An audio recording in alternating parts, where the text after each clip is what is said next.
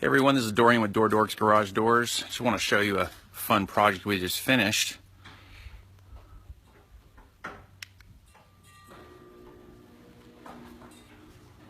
Now the door itself is not the fun part.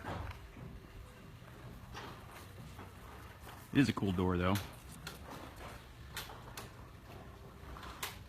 Got a client who had a unique situation here. This house burned down a few years ago. This used to be a carport.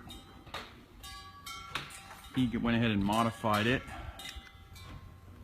So we installed this door. But what's pretty cool about this type of install is that this door actually follows the roof line in here. This is a 412 roof line pitch.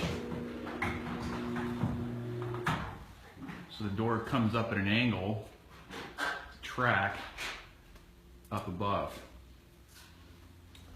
And to accomplish this, we went ahead and put a side mount motor in here as well. Right now we're going to run power later on, but right now temporarily we got this running on the side.